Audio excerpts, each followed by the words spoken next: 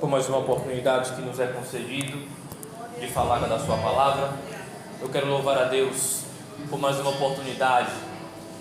Estamos aqui mais uma vez, sempre os irmãos, pastor Josué, sua família, nos recebendo. Muito feliz em rever alguns amigos, alguns irmãos de longas datas.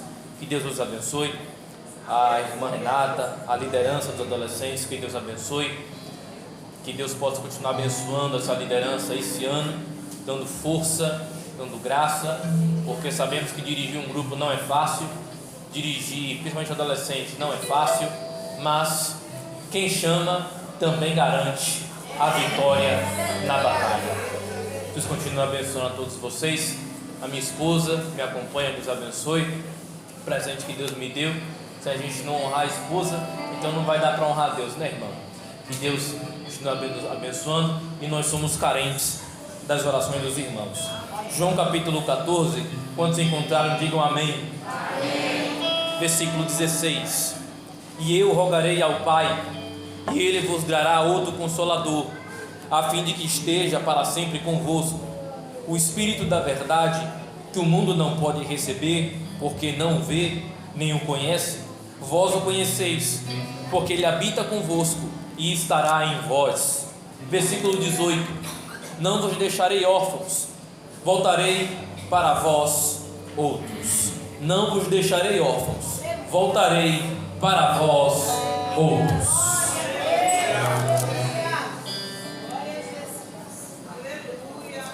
Hoje eu quero falar com os irmãos, como já foi dito aqui, sobre a pessoa do Espírito Santo, o agente divino da igreja.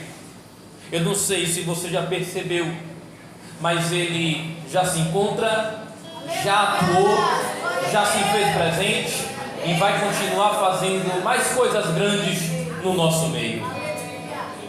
Segundo uma religião vizinha, o Espírito Santo é uma força ativa de Deus, mas segundo as Escrituras, ele é mais do que uma força ativa. Ele é uma pessoa, um agente da criação e uma das pessoas da Santíssima Trindade. O Espírito Santo sempre esteve presente na divindade, porque a divindade é completa, mas com compartimento de três pessoas com personalidades diferentes, mas com a mesma essência. Alguns costumam dizer, muitas seitas, movimentos heréticos que estão fora da palavra, dizem: não, o filho é inferior ao pai, não, o pai é superior ao filho. Coisa de teologia, irmão. E aí costumam desassociar as três pessoas, mas a verdade simples é que são três pessoas diferentes, mas ambos têm a mesma essência. Certa feita eu estava ensinando na escola bíblica dominical e alguém me perguntou assim: professor Valdir, eu posso orar ao Espírito Santo? Será que não teria problema se eu não orar ao Pai ou ao Filho? Eu falei: irmão, se você orar para o Filho, para o Pai, para o Espírito Santo, vai dar no mesmo, porque ambos os mesmos possuem a mesmíssima essência. Em Gênesis capítulo 1, o Espírito Santo, ele auxilia a divindade na criação do universo e do ser humano. Em Gênesis capítulo 3, nós temos a queda do homem. E aí, nós temos a formação do homem. E nós temos a expressão façamos conforme a nossa imagem e semelhança. Não é conforme a minha imagem e minha semelhança, é conforme a nossa. Porque tanto o homem quanto a mulher foram feitas à imagem e semelhança de Deus, à imagem e semelhança da divindade. Em Gênesis capítulo 11 você tem a expressão desçamos e confundamos as línguas. É um plural, porque a divindade está agindo em grupo. Filho, Pai e Espírito Santo desce em Gênesis 11 para confundir as línguas, porque é um grupo que trabalha na cooperatividade. E daí vem a palavra que levou anos para a igreja a criar, é a palavra Trindade. Eu gostaria que os adolescentes repetissem a palavra Trindade.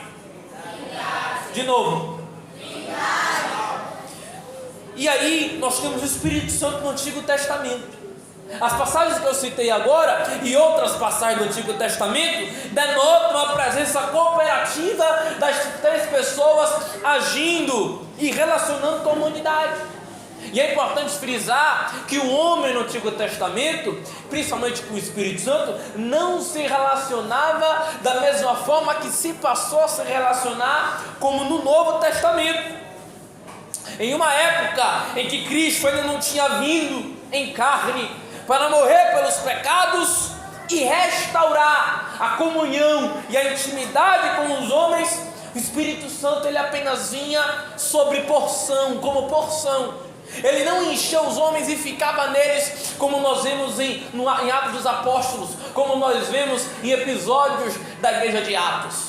No Antigo Testamento, o Espírito Santo vinha sobre porção e depois ia embora. Por quê? Porque o pecado ainda estava no homem, o pecado ainda acorrentava o homem. Jesus ainda não tinha vindo para libertar a humanidade.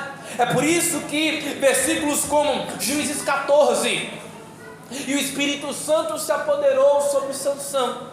Você tem 1 Samuel 16:13, e naquele dia em diante o Espírito Santo se apoderou de Davi. Você tem outros momentos, o Espírito Santo até se retirando de sobre Saul. O Espírito Santo ele vinha e depois ia embora. É por isso que hoje não podemos dizer assim: não, quem está em pecado, o Espírito Santo se retira. Se o Espírito Santo se retirar, ele não pode quebrantar o coração. Se ele se retirar do homem, não pode ter conversão. Se ele sair do homem, não pode ter santificação. É por isso que apesar de nossos erros, apesar de nossas falhas, apesar de vacilarmos, o Espírito Santo ainda continua junto com a gente para ajudar a gente a subir para o céu. Quem é que entende isso? Diga glória a Deus. Então a relação era limitada. Quem só podia interceder, orar pelo povo, era sacerdote. Não se podia orar como fazemos hoje, era diferente. E fora que a presença constante de sacrifícios de animais para retirar não completamente, mas parcialmente o pecado dos homens. Mas quando Jesus veio, quando o sacrifício perfeito veio, o pecado não foi removido parcialmente, o pecado foi removido completamente.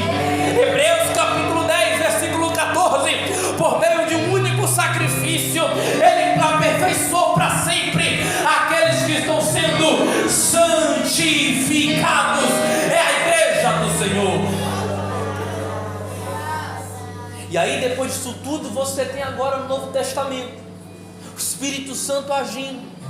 Inicialmente, o Espírito Santo atuou por meio de Jesus, por meio de seus atos, por meio de sua presença. A relação do Espírito de Deus com o homem passou a ser completa e ilimitada, por causa do sacrifício de Jesus e por causa de sua promessa lá de João 14. João 14 é uma promessa: eu vou para o Pai, mas eu não vou deixar vocês órfãos. Eu vou para o Pai, mas não vou deixar vocês sozinhos. É uma promessa. Então Jesus ele é sacrificado para restaurar a humanidade, para restaurar a intimidade que havia sido quebrada no Éden. Lembra que eu disse que em Gênesis 3 o homem caiu? Pois é, naquele momento a intimidade foi quebrada. A intimidade foi deixada de lado, de Deus com o homem. A partir dali cria-se uma barreira. Não sei se você já leu aquela passagem de Isaías que diz que há divisão entre mim e vós. Por quê? Porque o homem por si só não podia se chegar a Deus. O homem por si só não podia se encher de Deus. Mas quando Jesus subiu naquela cruz e disse: está consumado, agora qualquer um pode orar em qualquer lugar em nome de Deus, porque o véu foi rasgado, o véu foi quebrado. Não é mais sacerdote, não é mais papa, não é mais pastor, não é padre. Agora é o Espírito Santo quem é o nosso intercessor. E aí, quando Jesus ele ressuscita, é assunto aos céus. ele cumpre a sua promessa. Atos capítulo 1, ele é assunto aos céus. A partir daí os discípulos ficam 10 dias orando a Deus, porque Jesus falou lá em Atos capítulo 1: vocês vão ficar em Jerusalém, olha para cá, vão ficar em Jerusalém até que do alto vocês sejam revestidos de poder. Não é para sair de lá não.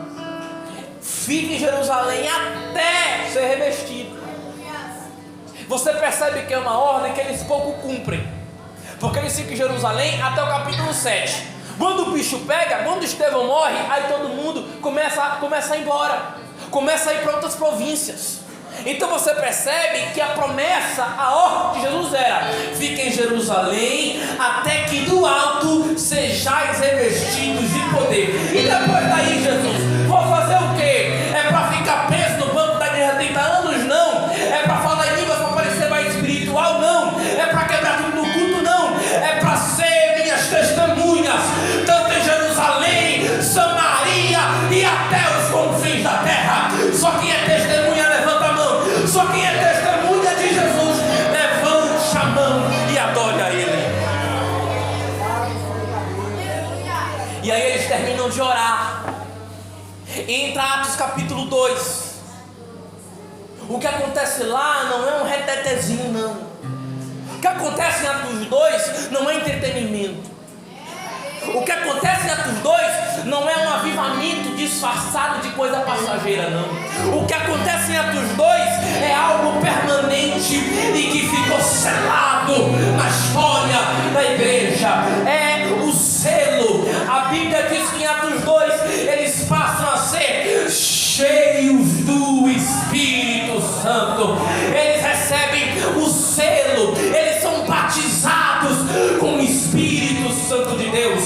Atos capítulo 2, quando eles estavam todos reunidos no mesmo lugar, de repente, porque quando o Espírito Santo vem não tem programação, é de repente ouviu-se no céu um som, e de repente sacudiu a casa, e todos passaram a falar em outras línguas, conforme ele, o Espírito Santo, queria. E a partir daí da nova aliança, no Novo Testamento, tempo da graça, agora o Espírito Santo passa a guiar, auxiliar e inspirar a igreja. A primeira igreja, a igreja primitiva, mas não ajudou só a primeira igreja, também as demais igrejas do Novo Testamento, e não só elas do passado, mas também hoje toda e qualquer igreja que estiver debaixo do nome do Senhor também passa a ser guiada, auxiliada, inspirada pelo Espírito Santo de Deus. Se prepara para a glória, irmão, porque a gente vai ver também o selo do Espírito Santo na história da igreja. Depois que passa a época dos apóstolos, vem o período dos seus discípulos, os pais da igreja. Aí depois dele vem a Idade Média. Aí depois vem o período da Reforma. John Wesley, Lutero, promove o metodismo e o luteranismo. Aí depois vem o século XIX. O evangelho começa a se espalhar no mundo inteiro. Aí entra o século XX. Tem Billy Graham, outros pregadores. A mensagem do evangelho começa a ir para a mídia, começa a ser espalhada. Aí vem pregadores do avivamento. Aí chega lá 1910, a CCB chega no Brasil. 1911, a Assembleia de Deus através de Gunnar Viking chega no Brasil. E a partir desse momento, a única mensagem que faz a igreja crescer é: Jesus Cristo cura, Jesus Cristo salva, Ele batiza e leva para o céu.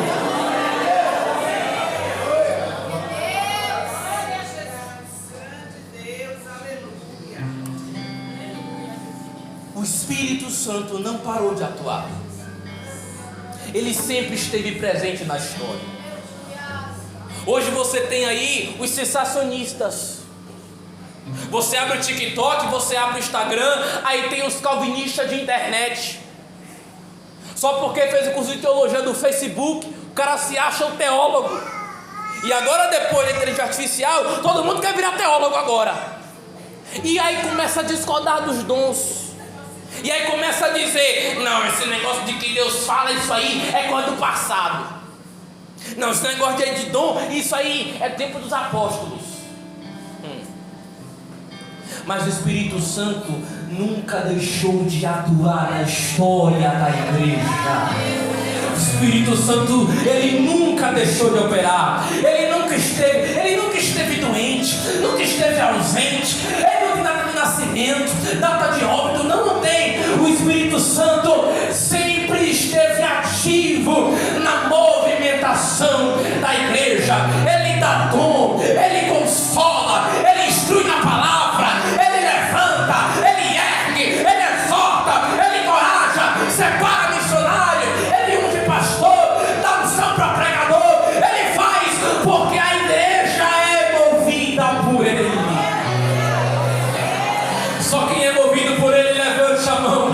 Só quem é movido por ele, levante a mão e diga: eu. Diga, eu sou movido pelo Espírito Santo de Deus. E aí voltamos para João 14. Os discípulos estão perturbados. Os discípulos estão tristes. Por quê? Jesus está falando de morte. Jesus está falando de crucificação. É um assunto banal para a época. Jesus está falando de ser esmagado, cuspido, humilhado pelos homens. E eles ficam tristes. Só que Jesus fala algo lá para o meio do capítulo 14 que começa a alegrar os discípulos.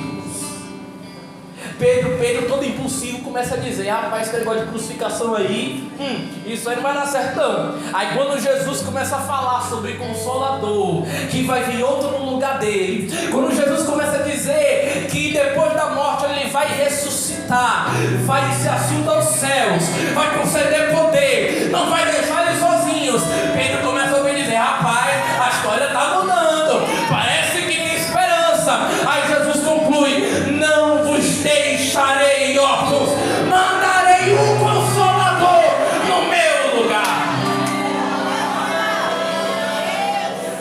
E aí ele apresenta o Consolador. É a primeira vez na história que Jesus revela o Espírito Santo de forma explícita. E eu acho interessante, porque Jesus chama o Espírito Santo aqui de Consolador. Melhora aqui meu retorno, filho, por favor. Ele chama de Consolador. Repita essa palavra comigo: Consolador. Consolador. Essa palavra, para quem estuda vai saber, essa palavra no grego é Paráclitos. E Paráclitos no grego é advogado. Ele é advogado de defesa. Só que esse advogado não é esses avarentos que tem aí não. Esse advogado aqui não é esses que você encontra com o teu dinheiro e não faz nada não. Esse advogado de defesa é diferente. Esse advogado, além de cumprir seu papel como defensor, ele é consolador, encorajador e auxiliador. É isso, irmão. É isso que o Espírito Santo é. Ele, além de ser advogado de defesa, é consolador, é encorajador. Certa feita, Paulo estava triste. Lá em Jerusalém ele começou a ser preso pelo próprio povo. Começou a ser perseguido. Ele foi preso. De repente ele começa a chorar. E a missão dele é ir para Roma. A missão dele é pregar a palavra, tanto para o povo dele, tanto para os gentios. Aí ele é preso. Se fosse no dia de hoje, ele ia dizer: vou entregar o cargo. Se fosse no dia de hoje, ele ia dizer assim: não aguento mais ser crente. Se fosse hoje, ele ia dizer assim: esse negócio de ser crente aí não dá para mim não. Esse aí é para outro, para Beltrano, para mim não dá mais não. Se fosse hoje, ele ia para a internet desabafar, ia para o Facebook, ia para o Instagram, botar no stories lá.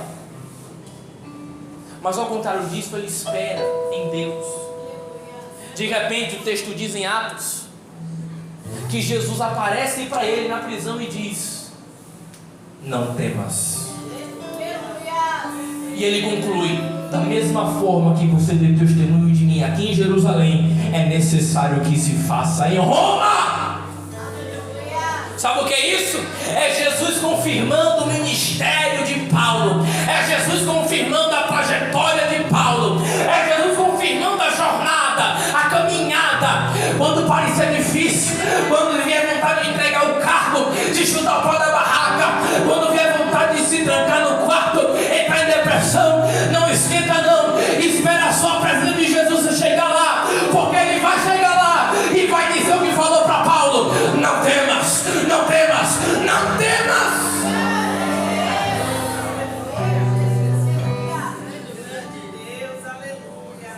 E aí, no versículo 18, quando Jesus diz que não vão deixar eles órfãos, o que ele está falando é: eu não vou deixar vocês sozinhos como fazem os mestres da minha época. Porque na época de Jesus, os rabinos costumavam morrer e deixar seus seguidores sozinhos, sem ninguém, ovelha sem pastor. E o que Jesus está dizendo é: eu não sou como eles, eu sou diferente. Eu não sou como eles não, eu sou único. Eu não vou deixar vocês sozinhos. Ele está garantindo que os seus seguidores não vão ficar sem ninguém. E no final do 18, quando ele fala: voltarei para vós, ele não está se referindo à segunda volta. Ele não está se referindo à sua presença voltando pela segunda vez. Ele não está falando de ressurreição. Ele está falando do Espírito Santo, porque é isso que mais se encaixa no contexto. Ele fala: voltarei para vós. O que ele está falando é, na prática ele está falando assim: eu vou embora em carne, mas eu vou mandar minha presença. Eu vou embora fisicamente, mas espiritualmente eu vou mandar o Consolador para ficar com vocês. Eu vou embora fisicamente, vou ficar do lado do Pai intercedendo por vocês, mas o meu Espírito vai estar com vocês, auxiliando, dando graça, dando coragem para continuar. Então o Consolador é a presença espiritual de Jesus, que o torna onipresente. Então ele está em todos os lugares. Porque alguém pensa assim: não, eu vou orar em tal lugar porque lá o fogo é maior. Não, eu vou orar em tal lugar porque lá o poder é mais forte. Ele está em todos os lugares. Ele está no culto de terça, ele está no culto de quinta, está no culto de EBD, está no culto à noite, está no evangelismo da esquina, está ali na casa do lado, irmão. Ele está em todos os lugares. E aí há duas coisas que o Espírito Santo faz ainda na igreja. Em primeiro lugar, o Espírito Santo, ele promove unidade na diversidade.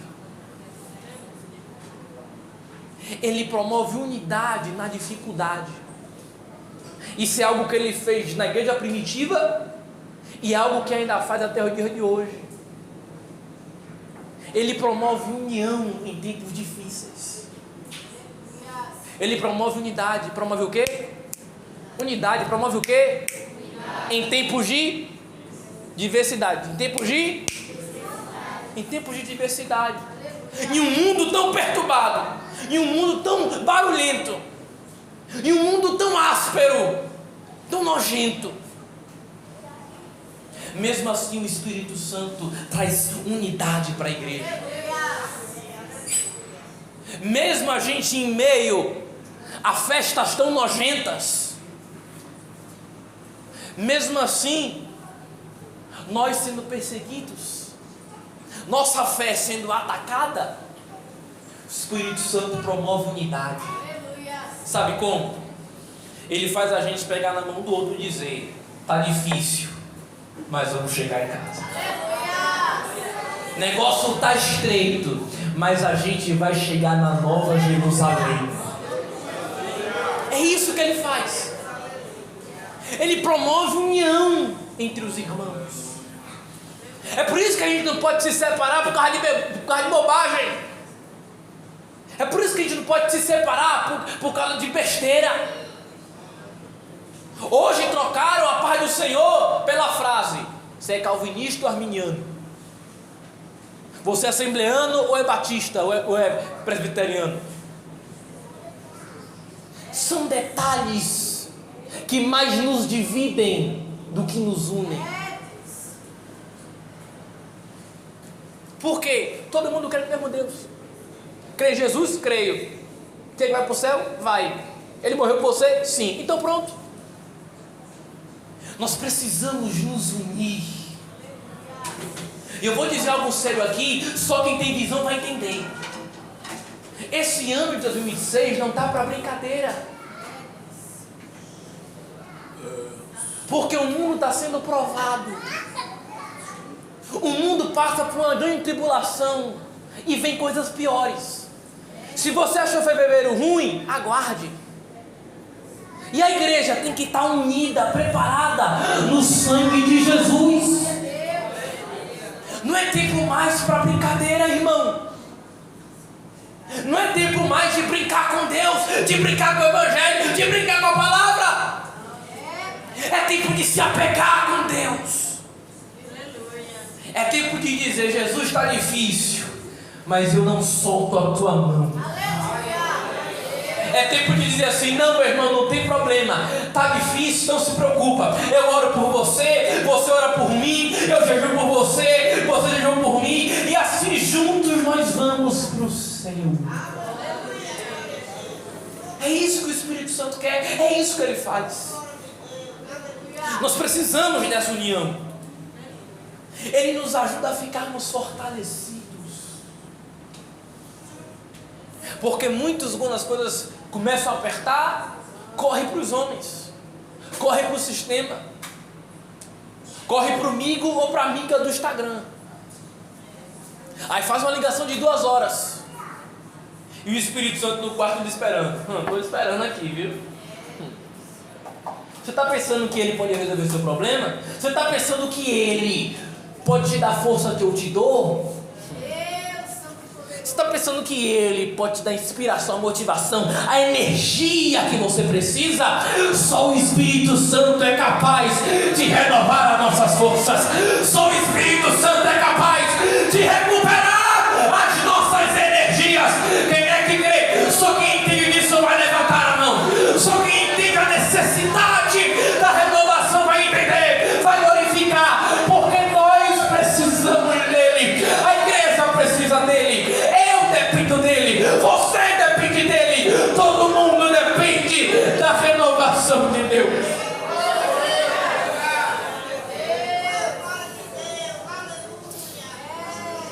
Eu sinto a presença de Deus aqui. Deixa eu dizer uma coisa forte, algo que vai te impactar, pode chocar, mas vai impactar. A igreja só depende de um nome, é o nome de Jesus. A igreja só depende de é o Espírito Santo. Ei, a igreja não depende do Senado, a igreja não depende da política, a igreja conta, não depende. A igreja não depende dos homens, a igreja não depende do sistema, a igreja não depende de ninguém. A igreja depende só de um, Jesus, Jesus, Jesus.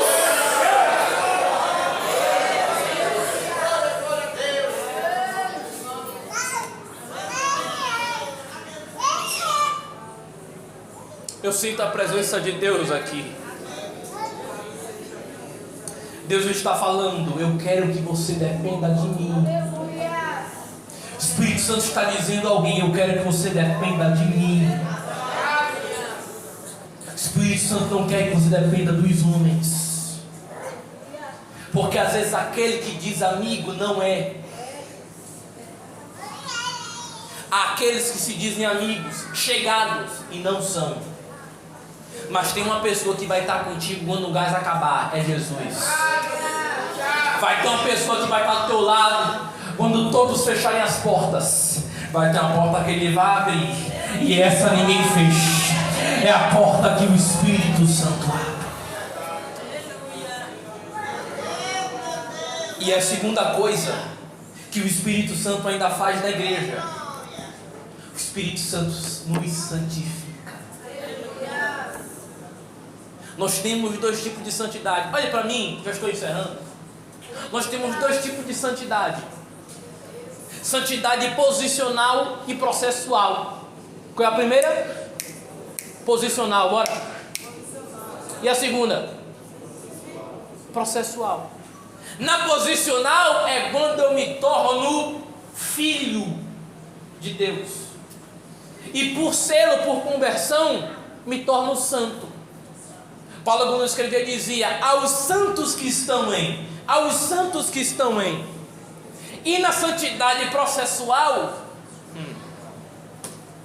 é quando eu me esforço, é quando eu luto, é quando eu renuncio. É mesmo com o nome de santo, mas eu ainda preciso me santificar. É quando o Espírito Santo pega na minha mão e diz: bora que eu vou te ajudar a crescer na santidade. É quando o Espírito Santo pega na minha mão e diz assim: bora que eu vou te ajudar a vencer a carne. Bora que eu vou te ajudar a tirar toda a sujeira. Vou fazer uma limpeza. É quando o Espírito Santo limpa o homem, ajuda o homem a se encontrar com Deus no arrebatamento. Essa é a santidade progressiva, processual. Ele me convence do pecado, tira toda a sujeira e deixa o ambiente todo limpo. Porque naquele dia não vai subir bagagem, naquele dia não vai subir marcas do passado. Naquele grande dia não vai subir malas pesadas, malas pequenas, né? Não importa a mala, eu só sei que mala não sobe. Só quem vai subir são santos, lavados e remidos pelo sangue do Cordeiro. Então, se você está crescendo em santidade, é um sinal de que o Espírito Santo está com você.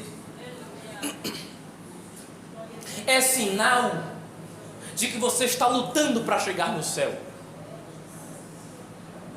Alguém diz assim: a Bíblia diz que o céu é tomado por esforço. Só que a palavra esforço ali é esforço de que eu preciso me progredir, eu preciso caminhar, eu preciso andar. A expressão tomado à força não quer dizer que alguém tem que me obrigar. A expressão tomado à força é que eu preciso caminhar com os meus próprios pés. Então tem gente que precisa aprender a caminhar na fé em Deus. Ah, mas não me colocaram no cartaz, não vou para a igreja também não. Ninguém me visitou, eu também não vou mais não. Não me deram oportunidade, eu também não quero mais não. Crente bebê. Aí às vezes Jesus tem que pegar o vaso, tem que quebrar todinho, tem que moer. É um vaso bonito, mas está rachado, quebra. Joga fora? Não. Ele pega o vaso que ele mesmo quebrou. A passagem do oleiro de Jeremias, a Bíblia não diz que ele quebrou. A Bíblia, Deus permitiu ele se quebrar. Ele se quebrou na mão do... Ah não, irmão. Na mão de quem? Do oleiro. Estava na mão dele. Quem está na mão de Deus não foge de Deus. Tudo que está na mão de Deus não foge do controle dele. Então se quebrou na mão do oleiro, quer dizer que ele permitiu a rachadura. Mas ele não joga fora. Ele não descarta. Ele não diz assim: não, isso aqui quebrou, joga fora.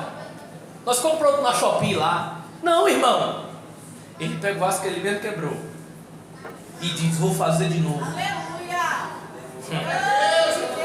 Quem entendeu já está dando um gole, irmão. Vou explicar mais não. Ele pega, ele não joga fora, ele não excomunga. Não, ele dá outra chance. Ele é misericordioso. A misericórdia do Senhor é a causa de eu e você não sermos consumidos. Ele pega o vaso, faz um vaso novo, e aí está pronto para toda boa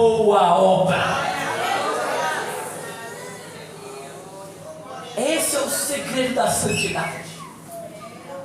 Você tem que estar pronto para ser moído por Deus. Eu me lembro que quando eu era pequeno, quando Deus falava comigo que ia me usar futuramente para pregar, para ensinar, tudo mais, eu achava que ia ser fácil. Tadinho. Eu pensava que ia ser fácil, que ia ser moleza. Mas quando eu comecei a crescer, adquirir um certo nível de maturidade, eu comecei a entender. O negócio é estreito, viu? A promessa está de pé, mas o caminho é estreito. Cinto às vezes aperta. A gravata tem vezes quase nos enforca. Por quê? Deus tem que lapidar, moer, para depois. A promessa está de pé, meu irmão. A promessa não morreu. A promessa não ficou para trás. A promessa ainda está de pé na tua vida. Aquilo que Deus falou há 10, 5, 2 anos atrás, meses, não sei, mas o que Ele falou ainda está de pé. Quem é o homem para pisar no que Deus não pisou? Quem é o homem para descartar a promessa, o plano que Ele fez? Quem é o homem para dizer aquilo que Deus não disse? A promessa está de pé. A promessa está de pé, mas a lapidação vai vir para te aperfeiçoar.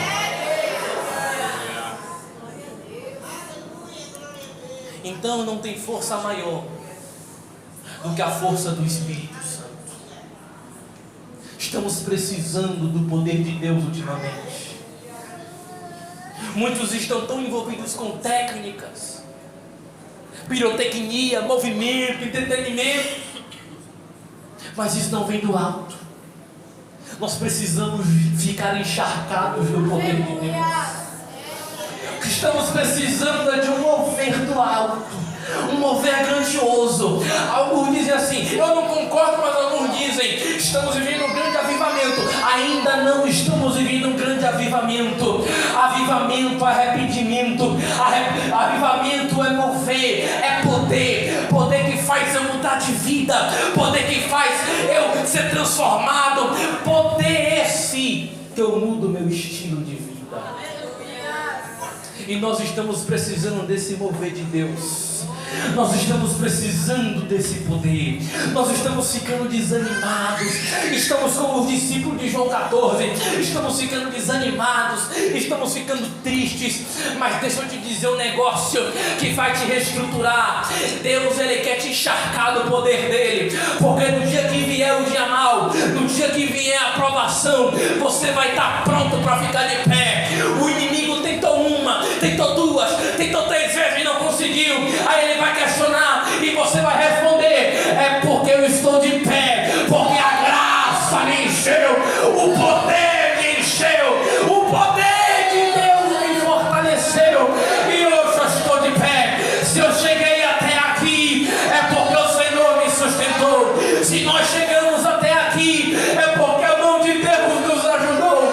Se a Assembleia de Deus continua crescendo hoje é porque a mão de Deus ainda está sobre ela. Se a juventude ainda cresce no Brasil é porque a mão do Senhor é com ela. Só quem crê nisso, fique de pé comigo, por gentileza.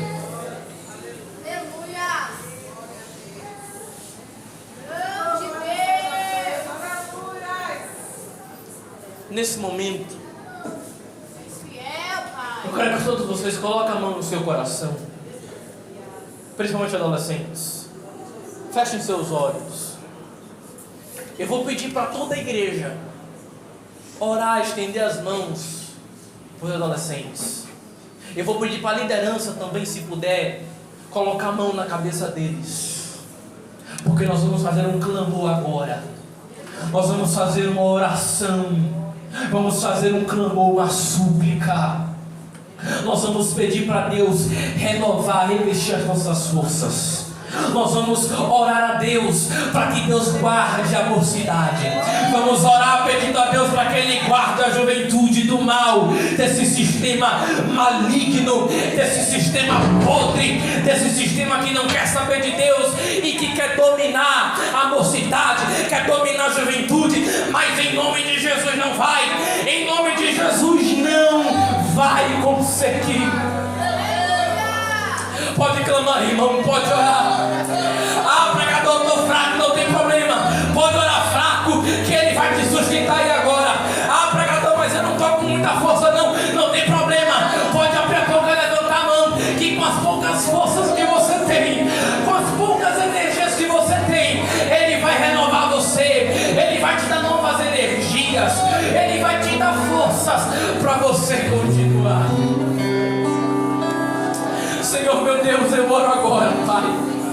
Eu oro agora, Pai, em prol da mocidade, Jesus.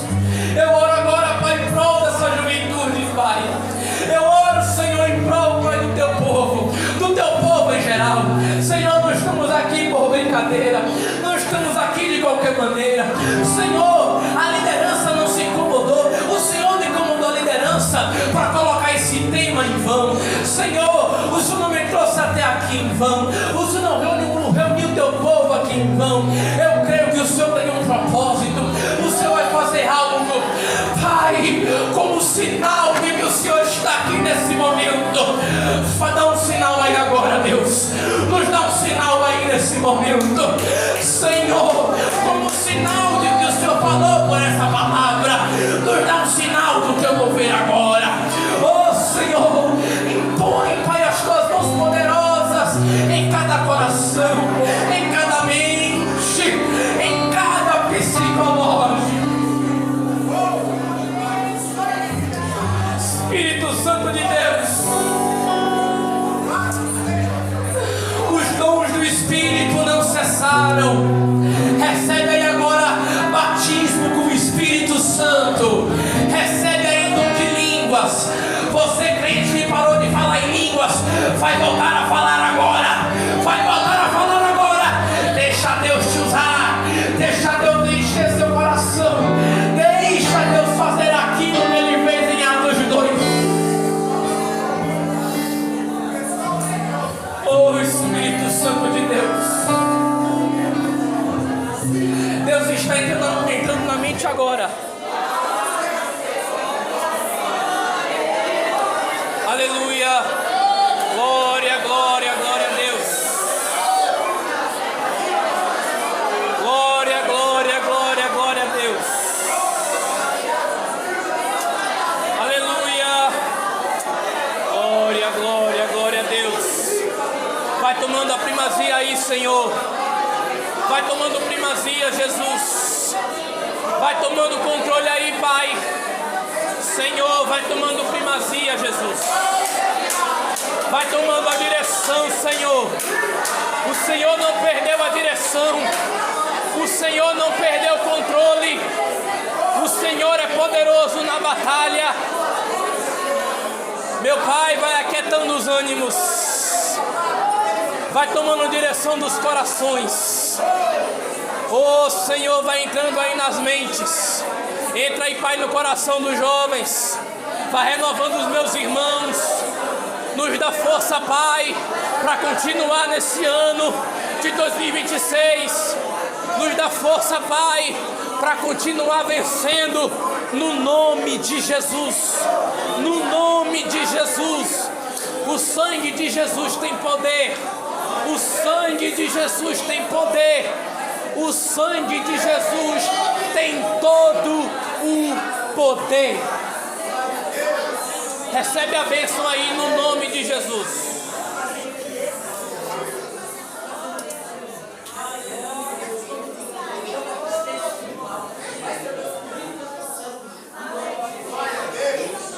Glória a Deus.